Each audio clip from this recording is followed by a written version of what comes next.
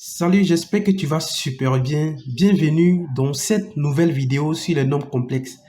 Alors ici, il est question directement de placer ces nombres complexes, c'est-à-dire les images des nombres complexes, sur le repère OIJ. Alors juste avant de commencer, si c'est ta première fois de regarder mes vidéos, je te conseille directement de t'abonner car tous les jours, je publie des vidéos en mathématiques pour que non seulement tu aies de très bonnes notes en classe, mais aussi à l'examen. Alors, sans plus tarder, nous allons commencer. On dit placer les points d'un nombre complexe sur le repère OIJ. Alors, vous devez tout simplement savoir que un nombre complexe, c'est-à-dire que ZA par exemple égale à 3 plus IB. Ça contient la partie réelle et la partie imaginaire.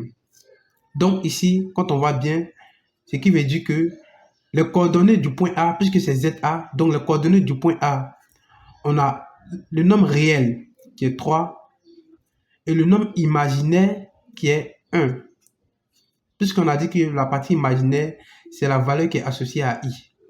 Alors ici, on a ZB, le coordonnée de B, c'est la partie réelle qui est moins 2 et la partie imaginaire qui est moins 1. Donc, le coordonnée de C, la partie réelle qui est moins 1 et la partie imaginaire qui est 4. Alors, c'est tous ces points, c'est-à-dire que les points de A, B et C, que nous allons placer sur le repère OIJ. Alors, nous allons d'abord placer le point A. Alors, ici, le point A est abscisse 3. Donc, abscisse 3, c'est-à-dire que ce sont les valeurs qui sont sur là des abscisses. Et ordonnée 1, ce sont les valeurs qui sont sur là des ordonnées. Donc, pour placer l'abscisse 3, on a 1, 2, 3. Voici l'abscisse 3 et ordonnée 1. Ordonnée 1, abscisse 3. Donc, ici, voici le point A. Alors, c'est pareil, nous allons faire pour le point B. Abscisse moins 2, moins 1, moins 2 et ordonnée moins 1. Donc, abscisse moins 2, ordonnée moins 1. Voici directement le point B. Alors, pour le point C, ZC égale à moins 1 plus 4i. Donc, vous placez le point C, abscisse moins 1, c'est-à-dire ici, ordonnée 4.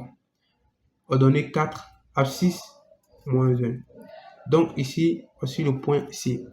Alors, nous venons maintenant de placer le point A, le point B, le point C. C'est tout, nous avons fini l'exercice. Alors, par pure curiosité, essayons tout simplement de relier ces différents points. Si vous faites ça normalement sur un papier millimétré, vous allez constater que c'est un triangle qui est rectangle en C.